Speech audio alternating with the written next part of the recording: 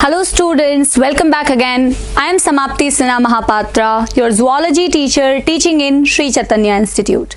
Students, we are today going to discuss about a chapter which is very important for NEET, that's neural control and coordination. Now everybody is quite scared of the chapter neural control and coordination, but I hope after doing the revision of this chapter you will find it quite easy and not that difficult. Very first thing before we start with this chapter is to understand or to look at what is the probable number of questions that we are expecting in NEET 2020 this year. So since repeatedly at least 2 to 3 questions every year comes from this chapter, I have written that we are expecting this year also 2 to 3 questions from this chapter. So it becomes quite important. Now students, this chapter neural control and coordination, obviously we are talking about the nervous system. And in the next chapter, we will be talking about the endocrine system. When both these systems actually works together, that's when you say that you are able to coordinate, because the chapter itself is saying control and coordination. So all the coordinated activity in your body is because of these two very important systems. One is your nervous system and other is your endocrine system. In this chapter, we will be discussing about the nervous system.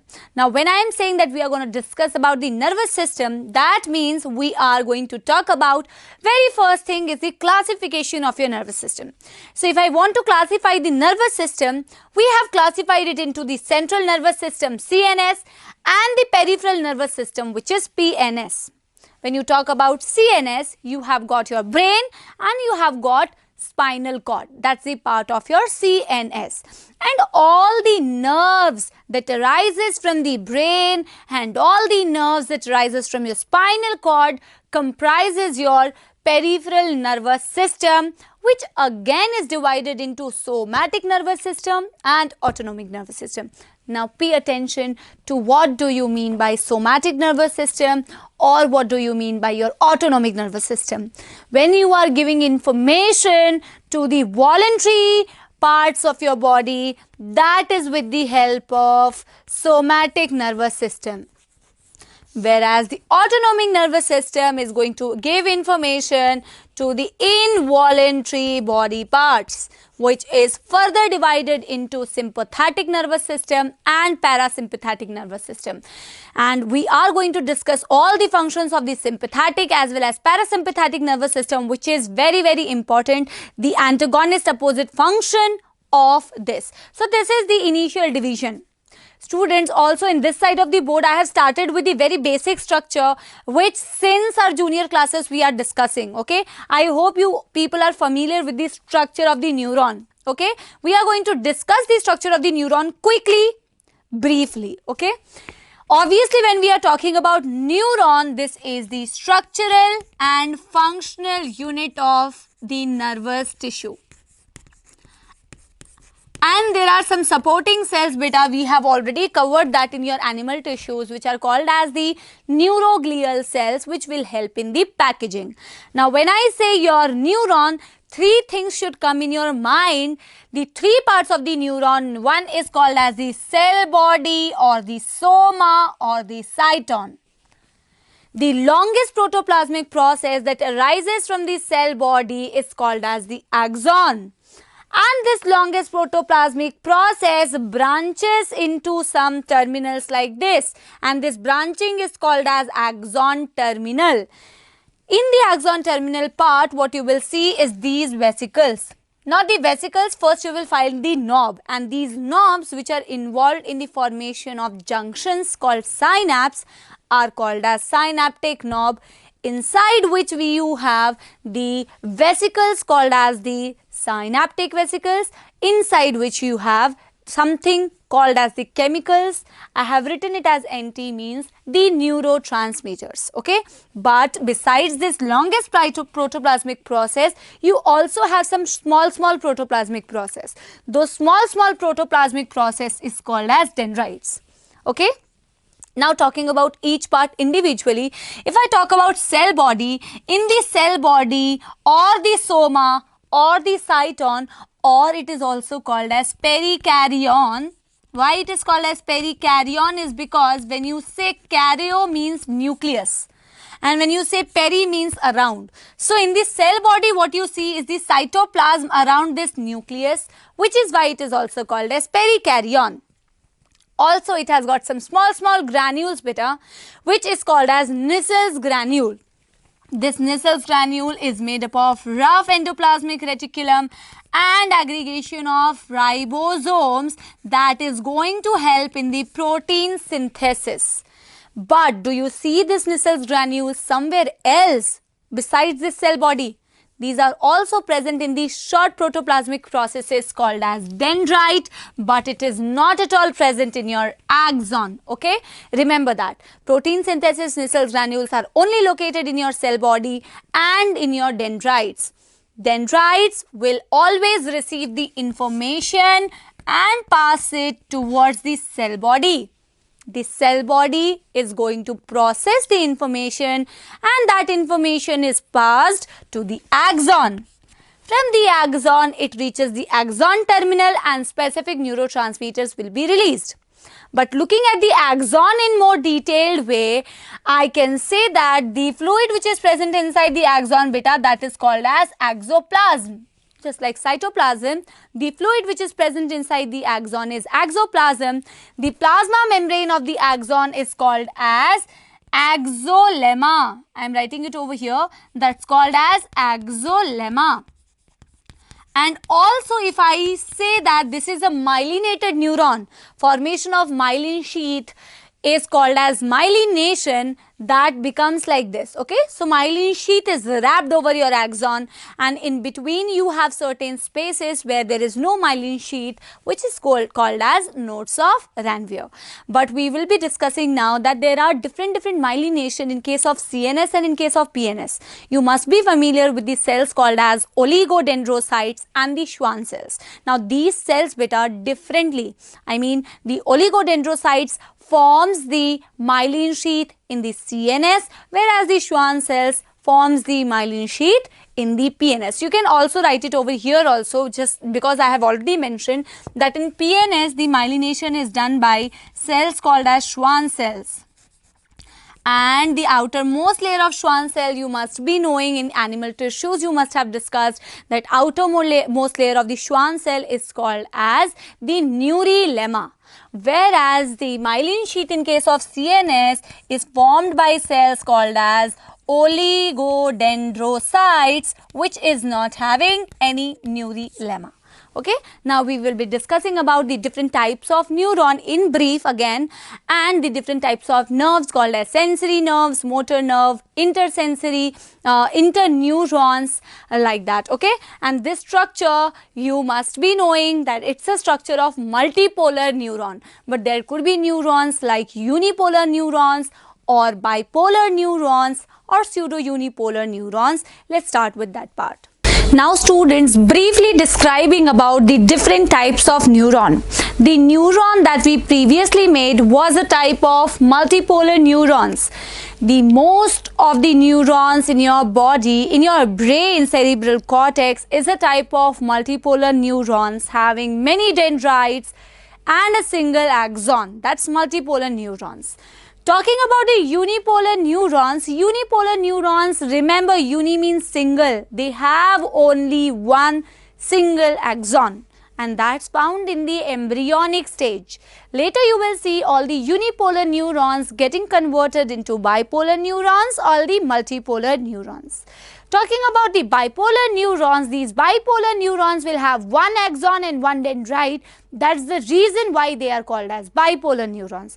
Location of the bipolar neuron is important. Better remember that the bipolar neurons are found in the retina of the eye and they are also found in the olfactory epithelium. Okay.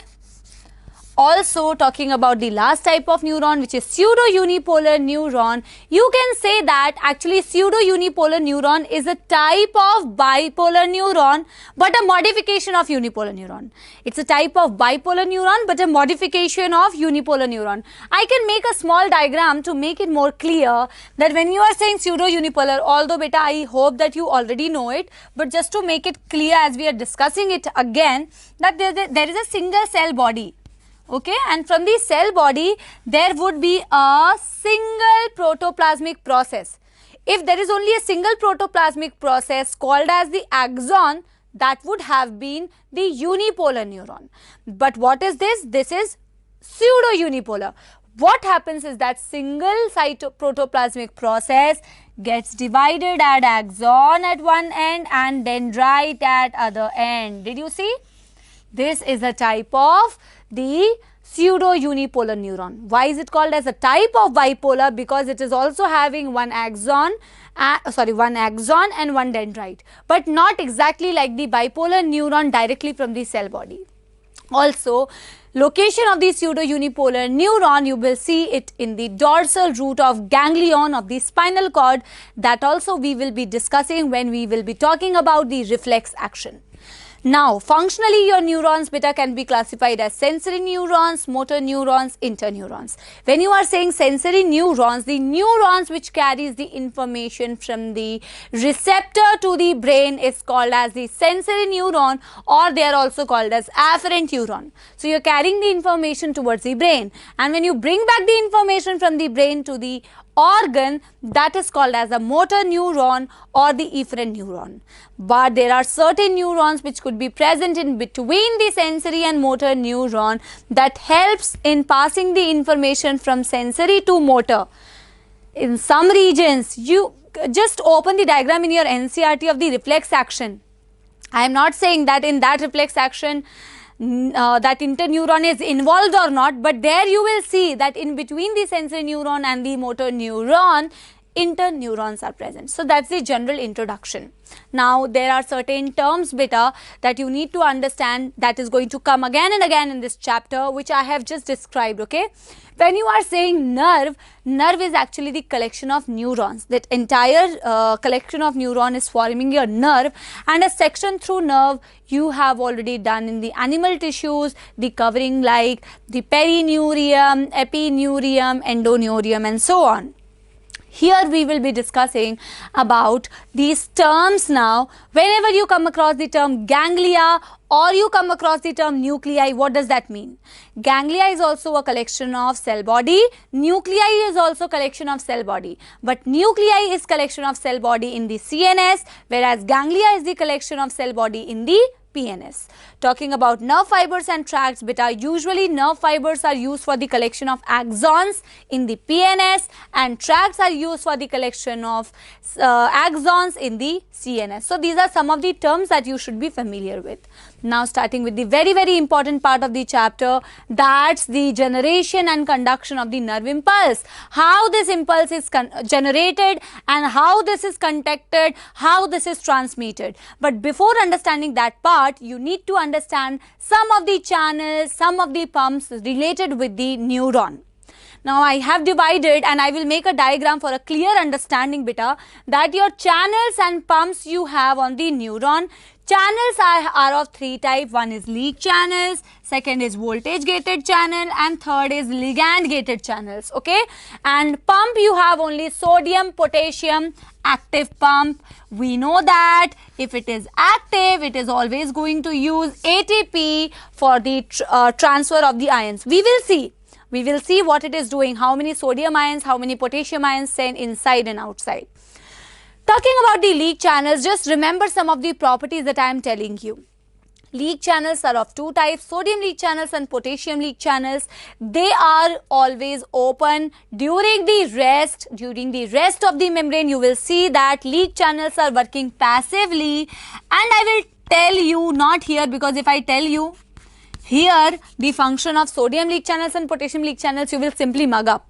Okay, you don't need to mug up the function of the sodium leak channel and potassium leak channels. Once I am going to tell you the resting membrane potential, there you will yourself understand that whether the sodium ions are coming inside or outside, and same for the potassium. Okay, for now just remember that they are working during the rest, they are working passively. When you talk about voltage gated channels, again sodium voltage gated channels and potassium voltage gated channel, they will be open only when there is a stimulus. Until and unless stimulus is there and impulse is generated, these channels are not going to open. So they are not open during the rest.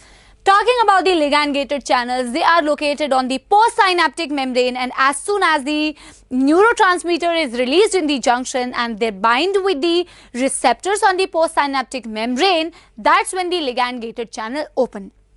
Also, just one more information, remember that whenever you are talking about potassium leak channels, beta, they are always more in number than the sodium leak channels. Okay, remember that potassium leak channels are always more in number than that of sodium leak channels. But whenever you are talking about voltage gated channels, the voltage gated channel, that is the potassium voltage gated channel, very important to remember that it takes more time to close. It takes more time to close. Now beta, we are going to discuss how the resting membrane potential is maintained, how the impulse is generated and it is being conducted.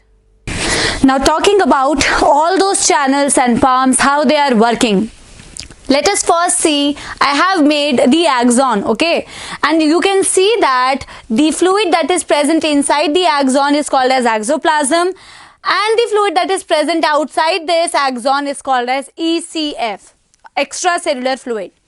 Very important to note here is that which ions are present in more amount in the ECF and which ions are present in more amount in the axoplasm. Two ion, students, that you need to remember is sodium ions and the potassium ions. When you talk about the sodium ions, in the ECF you have large amount of sodium ions. The ECF is an ocean of sodium ions. While when you talk about axoplasm is the ocean of potassium ions. Did you get my point? This is very important to understand the functioning of the leak channels. Now, when I say your axon membrane is not conducting, it is not conducting, that means it is in the rest stage. That's what is called as resting membrane potential, where you see the charge difference minus 70 millivolt. Remember students, it is minus 70 millivolt, but nobody has blessed this neuron to be in the rest state as it is. It is doing itself some efforts to maintain the minus 70 millivolt resting state. Let's see what are the different factors that is contributing to this minus 70 millivolt potential. First, look, focus at this point. The very first point I have written is that presence of more negatively charged proteins in the axoplasm. Since when you compare the ECF and you compare the axoplasm, you will always see the presence of more negatively charged proteins in the axoplasm. That's the reason why inside seems to be negative and outside seems to be positive. That is number one factor. Number two factors is the sodium and potassium leak channels. When you talk about sodium and potassium leak channels, how they are contributing to this negative inside and positive outside. Now look at this. I told you that these leak channels are going to work passively.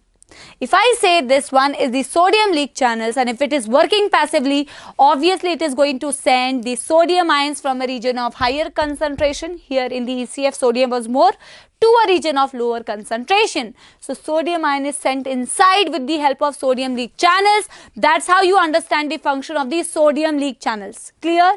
But exactly opposite your potassium leak channels will be doing better. Potassium ions, look at here, potassium ions are sent from inside to outside, because inside potassium ions were more. But do you see, I have told you that potassium leak channels are more in number when compared to the sodium leak channels. So if you are sending more positive outside but you are taking in less positive, what you did with the help of potassium leak channels, more potassium went outside in comparison to the sodium ions that came inside. That is second factor contributing to negative inside and positive outside. clear. But among these two, among all the factors, the major factor that maintains the negative inside and positive outside is the sodium potassium active pump. Now this sodium potassium active pump is using ATP, and when it uses ATP, that is going to send 3 sodium outside in the ECF and take in 2 potassium ion exchange. So more positive going outside again and less positive coming inside with the use of ATP, because you are sending it towards the higher concentration gradient. With the use of ATP, that is the major factor responsible for maintaining the RMP resting state as minus 70 millivolt potential. Can I say beta the resting membrane potential state is a polarized state? Definitely it is a polarized state.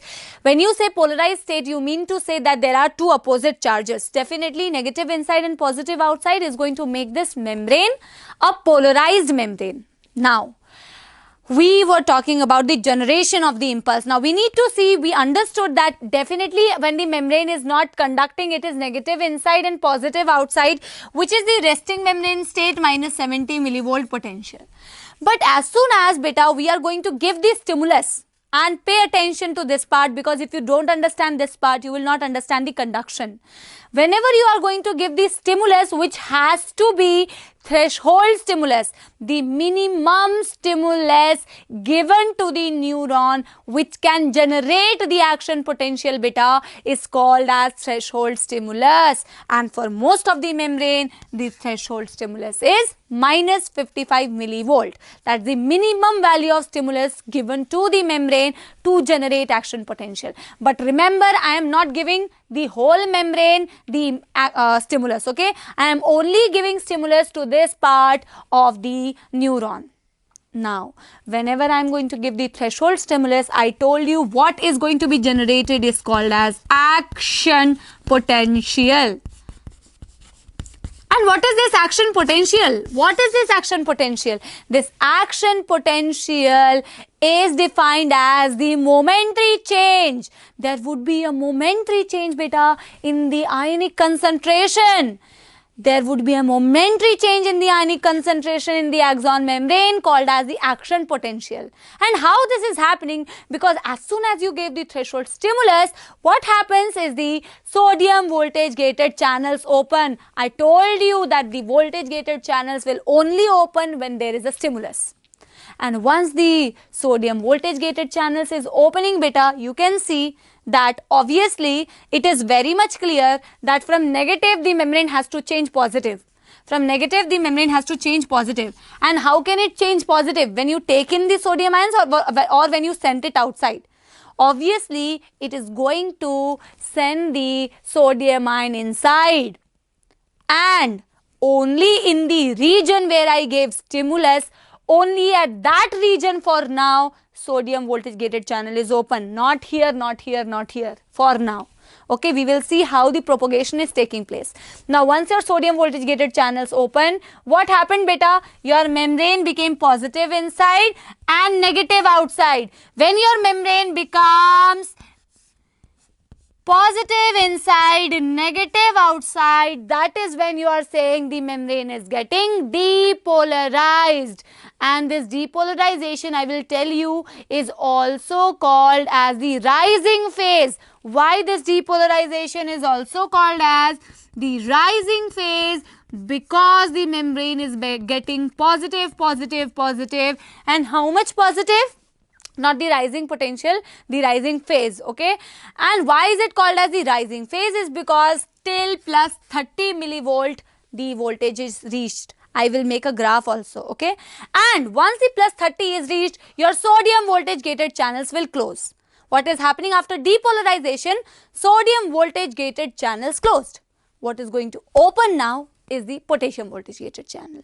Once your potassium voltage gated channels open, look at this. Potassium is sent outside, and once beta potassium is sent outside, now this positive will again get converted into negative. And from negative, when the potassium going outside, this repolarization is also called hence the falling phase. Why? Because again the potential is becoming negative. It reaches minus 70. Once it reaches minus 70, that is called as repolarization. So depolarization because of the opening of sodium voltage gated channel, repolarization because of the opening of potassium voltage gated channels. But I gave you one more information that your potassium voltage gated channels take more time to close. What happens that even after reaching resting membrane state, your potassium voltage gated channels did not close, and once the potassium voltage gated channels did not close, beta, this minus 70 reaches from minus 70 to minus 90 because more potassium is going outside, it has not been closed, and this minus 90 is called as hyperpolarization. So hyperpolarization is because of the more time taken by the potassium voltage gated channels to close. Clear? And this hyperpolarization is called as undershoot period. Now we will make a graph related with this, how this repolarization, depolarization looks like, and we are also going to talk about the refractory period. Now students, let us look at all those events in a graphical representation. So I have plotted the graph between time in milliseconds and voltage in millivolt. Okay. So we started with the resting membrane potential where I considered this yellow part as minus 70 millivolt.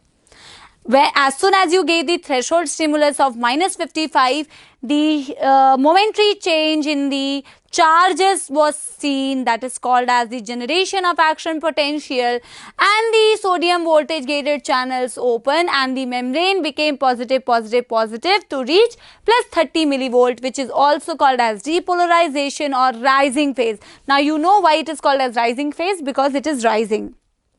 Sodium voltage gated channel closes, then the potassium voltage gated channels open, and as soon as the potassium voltage gated channel open, the potassium ions are then sent outside. The membrane is again becoming negative from inside. This is falling, falling, falling, falling, reaching again minus 70. That's called as the repolarization or the falling phase. Now talking about the next phase, which is hyperpolarization or the undershoot period, is because of the more time taken by the potassium voltage gated channels to close, which is why you see minus 90 millivolt potential. That's hyperpolarization. So that's the explanation of the graph. Now beta, something called as refractory period exists. This refractory period is certain period where the generation of action potential in the membrane when it is depolarized, repolarized or hyperpolarized is quite difficult. Actually, this refractory period is of two types. One is absolute refractive period, another is relative refractive period. Now, please listen carefully because you people are always confused what is absolute, what is relative. When I say absolute refractive period, that is going to coincide with repolarization and depolarization. Remember that absolute refractive period is the time period when the membrane is what? Repolarized or depolarized. And during this condition, you cannot generate action potential in that membrane by giving any value of stimulus. Did you understand? Whenever beta there is membrane is in rest, you can give the potential which is approximately minus 55 and that threshold value can generate action potential. Right? Also one more important point, that action potential follows all or none. If the impulse is threshold, then the action potential will be generated and that will be transmitted throughout. It is never going to happen that it is not going to transmit it throughout. If the impulse is generated, action potential is generated, that will be either transmitted. If it is not generated, not transmitted at all, just like the muscles. That's all or none principle. But talking about the absolute refractive period when the membrane is depolarized or when the membrane is repolarizing, depolarized, imagine the membrane is plus 30 millivolt. There is no threshold stimulus which is available to give to a depolarized membrane or a repolarized membrane where you can generate another action potential. I mean where you can generate action potential. That condition is called as absolute refractive period, where no value of stimulus can generate action potential.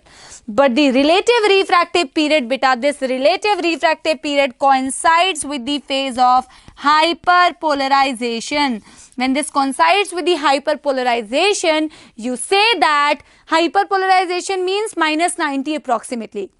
Now you yourself can imagine minus 70 is close to minus 90. So if for minus 70 you need to give minus 55 millivolt potential, for minus 90 you need to give more value of stimulus than that of minus 55, so that you can generate action potential. Here you can generate another action potential by giving a stimulus whose value is more than the previous one, normal one. But you can generate, that is relative. But absolute, you cannot generate action potential at all, coinciding with depolarization, repolarization. I am sure you are clear with this part. Now talking about how the impulse is propagating, beta.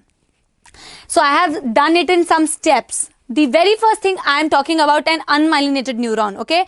This is an unmyelinated neuron where I have divided certain regions A, B and C, exactly like that shown in your NCERT. Where the membrane initially is negative inside, positive outside, which is the resting membrane state, minus 70 millivolt. When you gave the threshold stimulus of the minus 55 millivolt, but tell me, have I given the stimulus to B region, C region?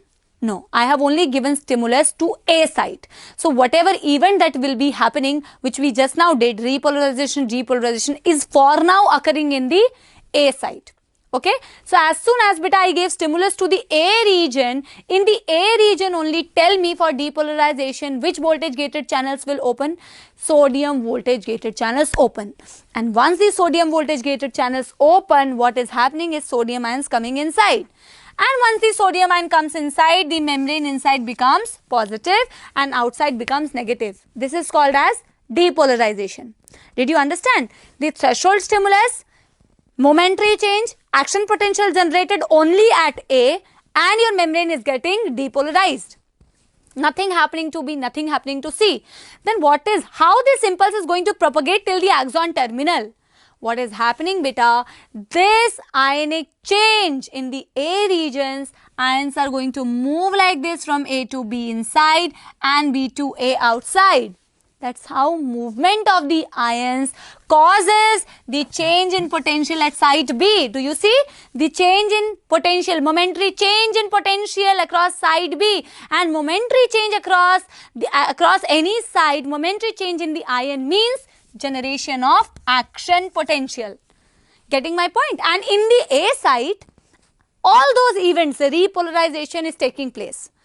Because already ions are moved and depolarization was there, repolarization is as usual taking place. But talking about why the backflow is not taking place. Why, when the charge is like this, why it is not happening movement like this? Why not? Why the bidirectional in this case is not taking place? Because the A site is in the refractive period.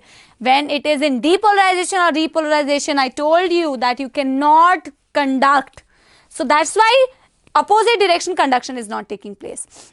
And the initial action potential, beta, that is not traveling, right? What is happening is every time you are generating action potential just by the movement of ions. And do you see, when the B site is again depolarized, that is going to act as a stimulus for C. The ions from B site moves to the C site and from outside opposite, and when it happens again, this will have change in the potential, action potential generated and propagating till the axon terminal. Clear? Now what I have written, that the conduction speed can vary. If the neuron is myelinated, you will see a faster conduction, which is also called as jumping conduction or saltatory conduction beta.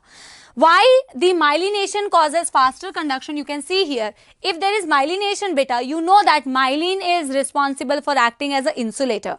But there are sites called as the nodes of Ranvier where you can show free conduction. In case of an unmyelinated neuron, you will have to change the potential of all these sites because there is no insulation. But in case of myelinated neuron, what you will see, only change in the potential where you see the potential. That's the nodes of Ranvier. So every time you will do this kind of conduction, that is jumping conduction. So obviously if I have to reach from here to there and if I simply walk like this in the unmyelinated neuron, I will take more time to reach the end. But if it's a myelinated neuron, I will just jump like this and I will reach faster. So faster conduction, saltatory conduction, jumping conduction in the myelinated neuron. Talking about the diameter, when the diameter is more, the ions get more space to move. Okay, if imagine the room, if there are less people, less people means less ion. I'm not talking about that. If the room is bigger, people in this room will have more space to move.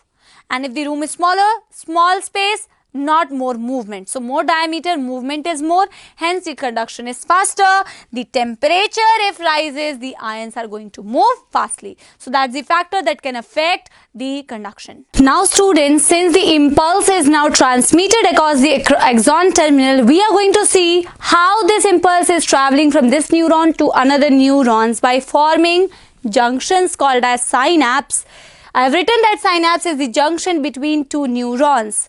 Now talking about synapse, it consists of three things: the presynaptic membrane, the postsynaptic membrane, and a gap called as synaptic cleft.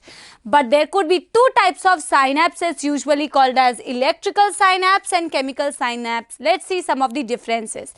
Electrical synapses are, students, rare, whereas chemical synapses are most common, where you use the chemicals called as the neurotransmitters for the transmission. Talking about electrical synapse, they don't have any gap between the two neurons. This is the junction between two neurons. If this is bringing the information, this membrane is presynaptic membrane. The one receiving the information is the postsynaptic membrane, and there is a gap which is called synaptic cleft, absent in electrical, present in chemical. Electrical synapses showing faster conduction, they also have gap junctions, whereas they show slower conduction because there would be a time taken for the release of the neurotransmitters and binding onto the specific receptors. The conduction across the electrical synapse could be bidirectional, but across a chemical synapse is always unidirectional. Now there is in NCERT given the transmission across a chemical synapse, and this diagram is given. So I have shown this one axon terminal, okay. This is one axon terminal and this is the another axon's membrane, not the axon, another neuron's membrane that is going to receive the impulse, okay. Now what happens is the impulse has been traveling through this axon till the axon terminal, and remember this is the presynaptic membrane, this is the postsynaptic membrane. On the postsynaptic membrane you will have certain receptors for the binding of neurotransmitters. Once the impulse have been traveled till the axon terminal, the calcium voltage gated channel open, and opening of the calcium voltage gated channels causes influx of the calcium ions. As soon as calcium ions enter in the synaptic knob, you have synaptic vesicles beta, in which you have neurotransmitters, which could be excitatory, which could be inhibitory. It could be excitatory, it could be inhibitory. Inhibitory very common is GABA, gamma aminobutyric acid, inhibitory neurotransmitter. It could be excitatory like acetylcholine, like epinephrine, like norepinephrine. Now as soon as your calcium voltage gated channels open, the entry of the calcium ion is going to facilitate the fusion of the synaptic vesicles with the presynaptic membrane. And once this vesicle fuses with the presynaptic membrane, the neurotransmitters are released in the gap called as the synaptic cleft. And once they are released in the synaptic cleft beta, they will have the receptors present on the postsynaptic membrane to bind with it. and when it is going to bind with the receptor, specific ligand gated channels on the postsynaptic membrane is going to open and postsynaptic potential is going to be generated. If there is excitatory neurotransmitter, the postsynaptic potentials are called as excitatory postsynaptic potentials. But if it is the inhibitory type, then it is called as inhibitory postsynaptic potentials. Got it? Now I have written some terms like spatial summation and temporal summation. Let's understand what is this summation. Summation is actually the total add up of the inputs. Inputs means the impulse, okay, total add up of all the inputs received from one axon, one neuron to another neuron. When you are talking about spatial summation, beta, spatial summation means, see, there is one neuron, there is another neuron, there is another neuron, there is another neuron. Suppose there are 4 neurons forming junction with a single neuron. So from one neuron the information received, from second neuron the information received, from third neuron the information received, and that's how when a single neuron receives the information from inputs from several neurons and you add up all the input, that is called as spatial summation. That's the add up of all the inputs received from the different neurons. But suppose this is a single neuron and this is another single neuron and it is going to send the information to this neuron, and again it is only going to send the information, and again it is only going to send the information. When a single neuron is giving input several times, beta, that type of summation, when you add that, that is called as temporal summation. Got it? Temporal summation means adding up all the information received from the single neuron, and spatial summation means the adding up of information received from lot of neurons. So that's the mechanism of conduction across a chemical synapse. Got it? Remember, in the presynaptic membrane, your calcium voltage gated channels is opening, and due to this calcium voltage gated channels only, beta, due to this calcium only, with the help of this calcium only, the synaptic vesicles are fused with the presynaptic membrane and exocytosis of neurotransmitter takes place. If it is excitatory neurotransmitter, excitatory postsynaptic potential. If it is inhibitory, then inhibitory postsynaptic potential. Now, if the excitatory postsynaptic potential exceeds the inhibitory potentials, then obviously excitation will take place. If the inhibitory postsynaptic potential is more than the excitatory, then obviously inhibition will take place. So we have discussed about everything about the neuron. In the next class, beta, we are going to begin with the central nervous system. We are going to start with the central nervous system, brain. Till then, make sure that you read from NCERT as usual, and also this chapter is very important. I am again and again telling you, 2-3 questions are for sure going to come in NEET 2020 this time also. So yeah, that's all. Take care, stay happy. We are going to be back soon with the next part of this chapter. Bye.